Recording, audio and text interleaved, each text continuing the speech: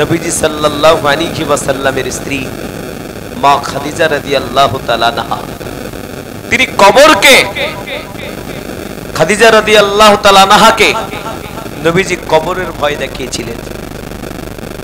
নবীজি সাল্লাল্লাহু আলাইহি ওয়াসাল্লাম কবরের ভয় দেখিয়ে দিয়েছিলেন। একটা বাজাবো না ভাই, চাচা 1000, একটা বাজাবো না, দেখেন না এক্ষুনি হবে, চলছেন কেন রাগ করে? হ্যাঁ, ফজর কাজা হবে না আব্বাজি, বসেন। সুবহানাল্লাহ সুবহানাল্লাহ। নবীজি সাল্লাল্লাহু আলাইহি ওয়াসাল্লাম বললেন, খাদিজা এই পৃথিবী থেকে তোমাকে চলে যেতে হবে অন্ধকার কবরে। কবর কাউকে চিনবে না। কবর যদি তুমি ভালো আমল কবরে নিয়ে যাও, কবর তোমার সাথে কোনো খারাপ ব্যবহার করবে না।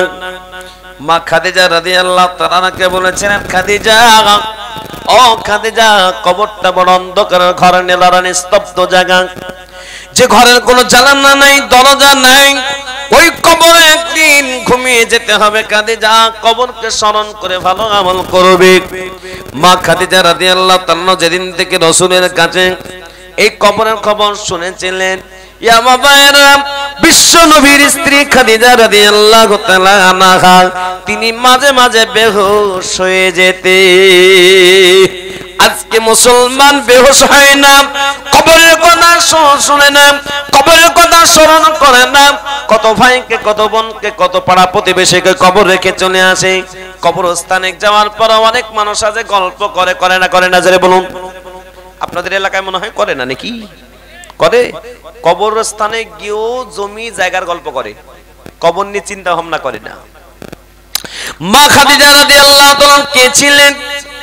গোটা বিশ্বের প্রথম যিনাকে নবীজি ইসলামের দাওয়াত দিয়েছিলেন, খাদিজা রাদিয়াল্লাহু তাআলা আনহাকে তিনি কালেমার দাওয়াত প্রথমে দিয়েছিলেন সর্বপ্রথম। আপনাদের যদি জিজ্ঞাসা করা যায়, মহিলাদের যদি জিজ্ঞাসা করে, এই মহিলারা তোমাদের ভিতরে সর্বপ্রথম, মহিলাদের ভিতরে সর্বপ্রথম কালেমাকে গ্রহণ করেছিল, সর্বপ্রথম নামটা উঠে আসবে মা খাদিজা রাদিয়াল্লাহু তাআলা আনহা। যেটা বলো সুবহানাল্লাহ। আজকে মা খাদিজা রাদিয়াল্লাহু তাআলা বলতে পারেন না, নবীজির স্ত্রী কোন আছে বলতে পারেন না, যুবকেরা আজকে ক্রিকেটারের নাম বলতে পারেন, নায়কের নাম বলতে পারেন, মা বোনরা তারা সিরিয়ালের নায়িকাদের নাম বলতে পারে, কিন্তু নবীজির 4টা বেটের নাম বলতে পারে না। ঠিক বলছে রে বেটি, বলছে রে বন্ধু? মুসলমান শুনুন, দিন নামের কারণে অনেকে জান্নাত যাবে, আবার নামের কারণে অনেকে জাহান্নাম চলে যাবে। এ মুসলমান, নামটা আমরা ভালো রাখবো, বলুন ইনশাআল্লাহ। যারা বলুন, সেদিন এক কোন জায়গায় জালসাতে গেলাম, 50,000 করে টাকা চাইলাম 4 জনের কাছে। তো 4 জন ব্যক্তির ভিতরে 3 জন একবারে বলে যে নামটা লিখিয়ে রাখেন 50,000। আর একজন এসে বলছে দারুণ দেখতে, একদম সুন্দর টকটকে চেহারা, একবারে 50,000 টাকার বান্ডেল নিয়ে এসে বলছে, নেন হুজুর নেন 50,000 টাকা। নামটা কি গো? বলছে নাম বলবো না। বলে কেন? নামটা আমার ভালো না। নাম বলো, তোমার নামে একটু দোয়া হোক, দেখতে তো একদম দারুণ লাগছে, একদম আপেলের মতন গালগুলো চকচক করছে একদম। বলো একবার স্টেজেই দেখবেন, আমার এই জামিরুল ইসলাম মুর্শিদাবাদ লিখবেন, ওতে আছে দেখবেন। ওকে বললাম, এই নামটা বলেন। তো বলছেন নামটা কালু। কালু কালু কি নাম রেখেছে? কালু। যে তোমার তো দেখতে একেবারে দারুণ টস করছে, তোমার নাম কালু কেন রাখলো? বলছে আমার মাকে আমি জিজ্ঞেস করছি, মা আমি দেখতে ফর্সা, তো আমার নামটা কালু কেন রেখেছো? তখন বলছে, বাপ যেদিন তুই জন্মগ্রহণ করিস সেদিন অমাবস্যা রাত্রি ছিল। অমাবস্যা বুঝেন না? সেদিন একবারে চাঁদ উঠে নাই, তাতে ডুবে চলে গেছে। ওই রাত্রিতে তুই জন্মগ্রহণ করেছে, সেই জন্য তোর নাম রেখেছে কালু। বুঝতে হেন না? আজ নাম রাখছে লালটু, ধলটু, ভল্টু, হল্টু, খল্টু। এই মায়েরা, আজকে এখানকার মায়েদের বলি, অনেক মা বোন আছে ভালো নাম লিখে দিলে নাম পছন্দ হচ্ছে না। হরিশ্চন্দ্রপুর নাম শুনেছেন নাম দাদা? হরিশ্চন্দ্রপুরে একজন মা ফোন করেছে, বলছে হ্যালো জি বলেন। বলছে মৌলানা সাহেব আপনার বয়ান শুনছিলাম, তাতে আপনি বলেছেন নামের কারণে অনেকজন জাহান্নামে যাবে, নামের কারণে অনেকজন জান্নাতে যাবে। বলছে হ্যাঁ হাদিসের কথা বলেছি। তা বলছে যে 4টা ছেলে হওয়ার পরে অতে অনেক কান্নাকাটি করার পর আল্লাহ একটা মেয়ে দিয়েছে, আল্লাহর কাছে একটা মেয়ে চেয়েছি, তাই নাকি? হ্যাঁ, একটা নাম আপনি লিখে দেন তো। আমি একটা নয় 10টা নাম দিব। নবীজির 4টা বেটির নাম দিলাম, হযরত আবু বকর সিদ্দিকের 2টো বেটির নাম দিলাম, আরো সাহাবিয়াদের নাম দিলাম। তো যখন আমি হোয়াটসঅ্যাপ করে দিলাম, সেন্ড করে দিলাম, আমাকে কিছু বলছে, মৌলভী সাহেব এসব নানি দাদির নাম চলবে না, তুমি একটা নাম রাখো। বলছে মৌলানা সাহেব কিছু মনে করবেন না, আমি মনে মনে ভাবছি আমার একটাই বেটি হয়েছে, চাঁদের মতো দেখছে, নাম রাখবো চাঁদনি। বুঝছেন, চাঁদনির নাম রাখবে, রাখো তোমার ফোন। নাম রেখে দিলাম, এ মুসলমান, লাভলি ধুবলি হুবলি, দারুণ নাম, ঠিক না বেটি? বলুন। আজ মা বোনেরা, আজকে ওয়াজ শুনলে হবে না, আমি বলে দিয়েছি না, আজকে ওয়াজ আপনাদের কি করবো। আজকে ওয়াজ, আজকে কিছু কিছু মা বোনদের কাছে দেখছি এত বড় বড় মোবাইল। আপনাদের এলাকায় মনে হয় নাই, মনে হয় নাকি? আর যেখানে সেখানে আই লাভ ইউ করছে না, করছে না? জানি বলো। সেদিন একটা জায়গাতে জলসা করতে বাড়িতে বসে আছি, আরে 8 বছর একটা ছেলে, ও শুনেছে যে ওই মাদ্রাসার শিক্ষক, বড় বড় মাদ্রাসার শিক্ষক এসছে, এই ছেলেটাকে মাদ্রাসায় দিবে, আর একটা 4 বছরের ছেলেকে নিয়েছি, একেবারে কাঁদতে শুরু করে দিয়েছে। বুঝে, কাঁদছেন কেন? আমার কাছে কাঁদছেন কেন? বলছে মৌলানা সাহেব এই দেন 8 বছরের ছেলে, আর এই 4 বছরের এই কোলে করে নিয়েছে, ছেলেটাকে 2 ছেলেকে রেখে আমার স্ত্রী পালিয়ে গেছে। আপনাদের এলাকায় পালিয়ে যায়? যায়? একটা স্বামী বাইরে কাজ করে, সেই স্বামী ভাবে যে আমার স্ত্রীকে আমি সুন্দর করে রাখবো, তার সুখের সব রকম বানিয়ে দেব, সুখের ঘর বানিয়ে দেব, সাজ পোশাক সবকিছু টাকা পয়সা বানিয়ে দেয়, আর একটা স্বামী ফোনে আই লাভ ইউ, ঠিক না বেটি? জোরে বলুন। কিসের কারণে আজকে এই পজিশনের কারণে আজকে সমাজ বিভ্রান্তি হচ্ছে। কিছু কিছু মা বোনরা আছে, এরা সমাজে এই সমস্ত খারাপ করছে, এই সন্তানদের জীবনকে নষ্ট করছে।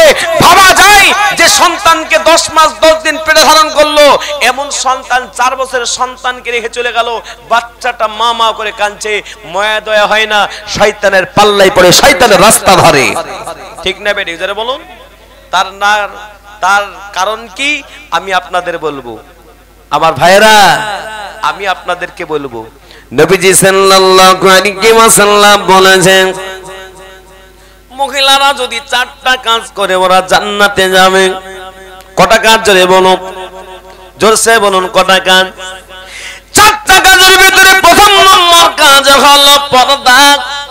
আজকে মুসলমানের মেয়েরা আজকে পর্দা করে না, ঠিক না বেটে? জোরে বলুন। পর্দা করতে চাই না। পর্দা কাকে করে? বলে মাওলানাকে দেখলে পর্দা করে, 4 তরিকার 1 তরিকার পীর হয়ে যায়, ঠিক না বেটি? জোরে বলুন। আপনাদের এলাকা মনে হয় এরকম নাই নাকি? ওইখানে ঢুকছিলাম, মৌলভী সাহেবের গাড়ি রে, একবারে এরকম করে উন্নাটা নিচে, আশ্চর্য লাগে যে 12 হাত শাড়ি, 12.5 হাত নাকি শাড়ি, তারপরে পেট পিট ঢাকে না। আল্লাহ এদেরকে কোন জাহান্নামে যে রাখবে গো। এ মায়েরা শুনুন, যারা পর্দা করেন না, মৌলভী সাহেবদেরকে দেখি পর্দা করেন, একটা ঘটনা শুনুন, বলবো ঘটনাটা বলবো? কারা কারা শুনবেন না হাত তোলেন তো। এই দেখেন, শুনবে না তাহলে হয় নাকি? এই ঘটনাটা শুনুন আমার ভাইরা। 6 বছরের একটা ছেলেকে নিয়ে পুকুরে গোসল করতে গেছে তার মা। পুকুরে বস, পুকুরের পাড়ে বস, পুকুরের পাড়ে বসে দিয়েছে। বেটাকে বলছে, বেটা এই রাস্তা দিয়ে যদি কোনো মানুষ আসে তো গলা খাকারি দেওয়ার জন্য সতর্ক হয়ে যায়। আল্লাহু আকবার। একটা 2টো গরুকে নিয়ে হো হো করতে করতে একটা রাখাল বুঝেন না আপনারা? রাখাল হো করতে করতে আসছে, মা আসছে।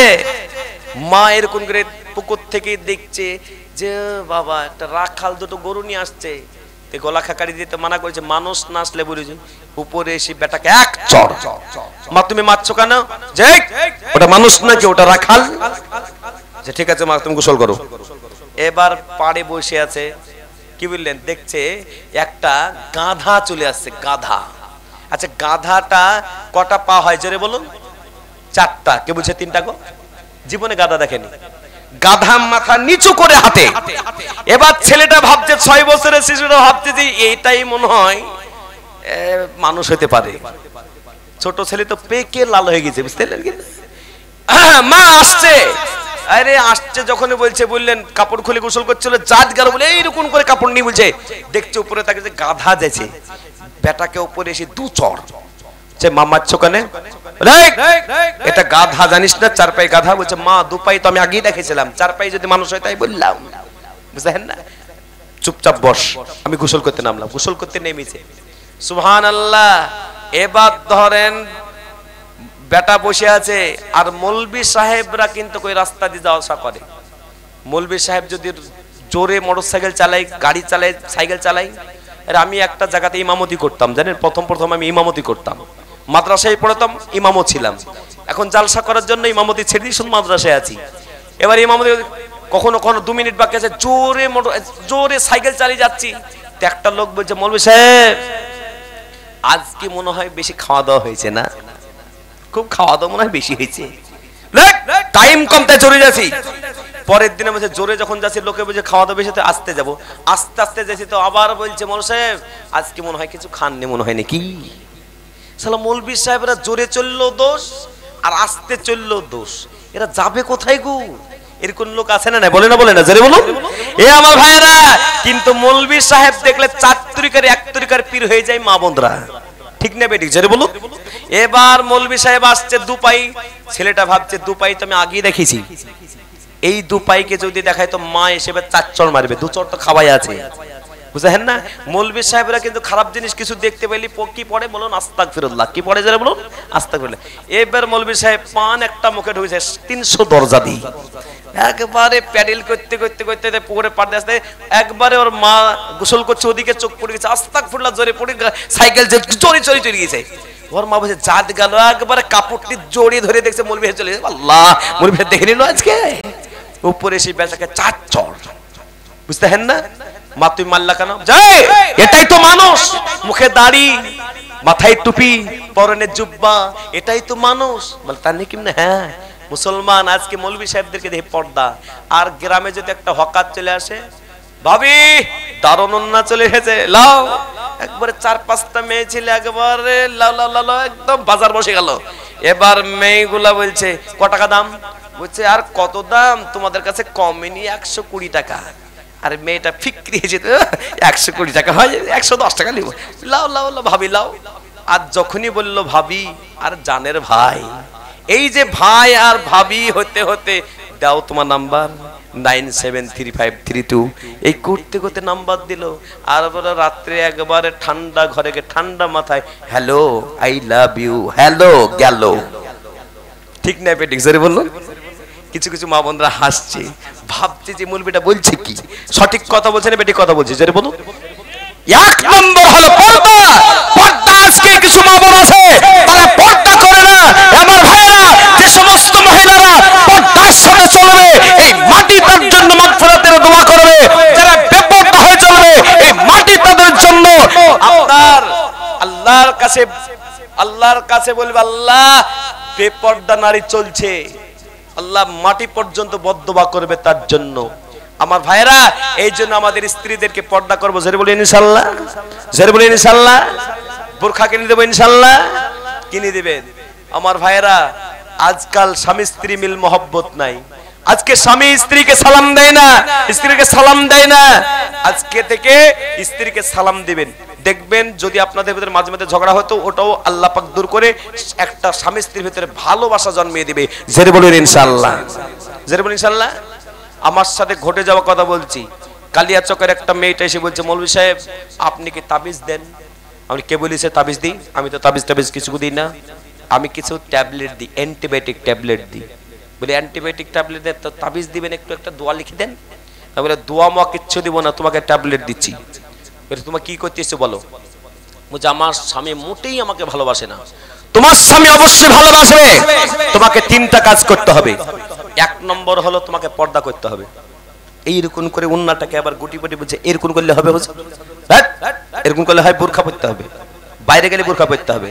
আর যখন তুমি বাইরে বিয়ে বাড়ি যাবা, আরো কোথাও যাবা, সাজবা না, কম সাজবা। তোমার স্বামীর সামনে একবারে নায়িকা, একবারে ঐশ্বর্য ব্যানার্জির মতন একবারে সেজে গুজে থাকবা। তোমার স্বামী তোমাকে দেখে জানে বলে আই লাভ ইউ বলে, দেখবে তোমাদের মহব্বত জমে যাবে। ঠিক এইভাবেই বলছিলাম, কারণ অভদ্র মহিলা বললো ইনশাল্লাহ পর্দা করব। 2 নম্বর হলো তুমি নামাজ পড়বে। নাম্বার 3 তোমার স্বামী যখনই বাড়ি থেকে বের হবে আসবে, তোমার স্বামীর সঙ্গে হেসে সালাম দেবে, মুচকে হেসে সালাম করবে। হুজুর তিনটা করতে হবে তো তাবিজটা দিবেন না? তাবিজ করে এই তো দিলাম, তো অ্যান্টিবায়োটিক দিলাম তো। আজ থেকে 5 দিন পরে আমার মোবাইল নাম্বার নিয়ে যাও, মোবাইল নাম্বার নিয়ে যাও, যদি কাজ না হয় তো আমাকে বলবা। মোবাইল নাম্বার নিয়ে গেল, 4 দিন কার দিন সন্ধ্যার বেলায় মাগরিবের নামাজ পড়ে বেরোচ্ছি, মোবাইলটা আমি সাইলেন্ট খুলছি, আর হ্যালো আসসালামু আলাইকুম, জি বলেন। বলি কালিয়া চক্র ওই মহিলা বলছে আপনার কাছে গেছিলাম তাবিজ আনতে, আপনি তাবিজ দেননি, দোয়া দিয়েছিলেন, তো কি হয়েছে? ওরে আল্লাহর কসম বলি, আমি 11 বছর সংসার করতে গিয়ে 2টো ছেলে মেয়ের মা হয়েছি, কোনোদিন এই মহব্বত পাইনি। 4 দিনের ভিতরে আমার স্বামী আমার মাথায় হাত দিয়ে বলছে, তুই যে এই রাত্রিবেলায় আমি শুচ্ছি আর তুই নামাজ পড়ছিস এই কারণে, আর পর্দা করছিস এই কারণে, আমি তোকে আজকে থেকে মহব্বত করবো। জোরে বলো সুবহানাল্লাহ। 5000 টাকা বলে আমি আপনাকে 5000 টাকা আপনাকে হাদিয়া করব, মানে টাকার দরকার নেই, তোমাদের স্বামী স্ত্রী মিল হলো, এটাই আলহামদুলিল্লাহ। আজ থেকে যে সমস্ত মহিলাদের ভিতরে স্বামী স্ত্রীর ভিতরে ঝগড়া হয়, আজ থেকে সালাম কালাম শুরু করে দিন। মহব্বত যদি না হয় ইউটিউবে নাম্বার পাবেন, ফোন করে জানাবেন যে মহব্বত তৈরি হয় নাই। আজকে থেকে এখন থেকে এখানে যারা আছেন মৌলভী সাহেব থেকে শুরু করে সবাই বাড়িতে গিয়ে যদি এখন সালাম দিয়ে দেন কিনা, বলে বাপরে জামিরুল ইসলাম মৌলভী সাহেবের জলসা শুনে এসে মনে হয় পীর সাহেবের বেটা পীর সাহেব হয়ে গেছে, হাসবে। আর আমার মা বোনরা যদি আজকে কি স্বামীকে সালাম দিয়ে দেয়, কিছু অভদ্র স্বামী আছে কি বলবে যে বাপরে জামিরুল ইসলামের জলসা শুনে যে মনে পীর সাহেবের বেটি পীর সাহেব হয়ে গেছে, মনে হয়েছে সালাম দিচ্ছিস। দুই পক্ষ কিন্তু হাসাহাসি করবে। আল্লাহ আল্লাহরা আমাদের ছেলে মেয়েদেরকে সবাইকে আমরা সালামের ভিতরে রাখবো। জোরে বলুন ইনশাআল্লাহ, জোরে বলুন ইনশাআল্লাহ। আমার ভাইয়েরা আব্বাজিরা, জলসা কানেকশনের জলসাতে আমি জলসা শোনাতে পারি না, আমি ঘটনাবাজকে বলতে পারি না, আমি দুঃখিত। তবে 3টা আমল আপনাদের বলে যাই। আপনাদের ভিতরে অনেকে জিনে ধরে না, ধরে না? আমার মা বোনদেরকে বেশি ধরে, ঠিক না বেটি? জিনে ধরে, তো জিনে আপনাকে ধরবে না। 3টা আমল করবেন। 1 নম্বর, রাত্রিতে যখন ঘুমাবেন ওযু অবস্থায় ঘুমাবেন। 2 নম্বর, সূরা ফালাক আর নাস ফু দিয়ে মাথা থেকে পা পর্যন্ত তেল মাখা করে মাখবেন। আর নাম্বার 4, 33 বার সুবহানাল্লাহ, 33 বার আলহামদুলিল্লাহ, আল্লাহু আকবার 34 বার পড়ে একবারে সুন্দর করে ঘুমিয়ে যাবেন। দেখবেন আল্লাহ সুবহানাহু ওয়া তাআলা, আল্লাহ পাক রব্বুল আলামিন নবীর দিদার করে দিবে। জোরে বলুন সুবহানাল্লাহ। সেই জন্য আমরা প্রত্যেকই এই 3টা আমল করব। জোরে বলুন ইনশাআল্লাহ, জোরে বলুন ইনশাআল্লাহ, ইনশাআল্লাহ। আমার মায়েরা রাত্রিতে যখন ঘুমাবেন কালেমাটা 10 বার করে ঘুমাবেন। নবীজি বলেছেন, মান ক্বালা লা ইলাহা ইল্লাল্লাহ ফাদাখালাল জান্নাহ, যারা কালেমা পড়বে আল্লাহ পাক তাদের জান্নাত দিয়ে দেবে। মান ক্বালা লা ইলাহা ইল্লাল্লাহ মা তাকাদ্দামা মিন যামবিহি, যারা কালেমা পড়বে আল্লাহ পাক রব্বুল আলামিন তাদের পেছনের সমস্ত গুনাহ মাফ করে দেবে। আল্লাহ ভালারা, তাই দুনিয়াতে বেঁচে থাকতে থাকতে আমরা ভালো আমল করব, আমরা কবরকে স্মরণ করে আগামী দিনে ভালো পথে চলবো। জোরে বলুন ইনশাআল্লাহ, জোরে বলুন ইনশাআল্লাহ, হাত উঠিয়ে বলুন ইনশাআল্লাহ। আজকে মুসলমান নামাজ পড়ে না, এ মুসলমান শুনে রেখে দিন, বিশ্বনবী সাল্লাল্লাহু আলাইহি ওয়াসাল্লাম জানিয়েছে মুসলমান আর বেঈমানের ভিতরে পার্থক্য হলো নামাজ। আজকে নামাজ পড়েন না, নামাজের কথা বললে অনেকের ঘুম লেগে যায়, অনেক বলে নামাজের কথা শুনব না। এক ওয়াক্ত নামাজ যদি কেউ জেনে বুঝে ছেড়ে দেয় 2 লক্ষ 88 মাঝে জাহান্নামে থাকা লাগবে। আল্লাহর নবী বলেন, আস-সালাতু মিফতাহুল জান্নাহ, নামাজ হলো জান্নাতের চাবিকাঠি। এই জান্নাতের চাবিকাঠি আমরা প্রত্যেকে তৈরি করব। 5 ওয়াক্ত নামাজ পড়ব। যে 5 ওয়াক্ত নামাজ যে ব্যক্তি পড়বে আল্লাহ পাক রব্বুল আলামিন 50 ওয়াক্ত নামাজ পড়ার সওয়াব দিয়ে দেবে। জোরে বলুন না সুবহানাল্লাহ,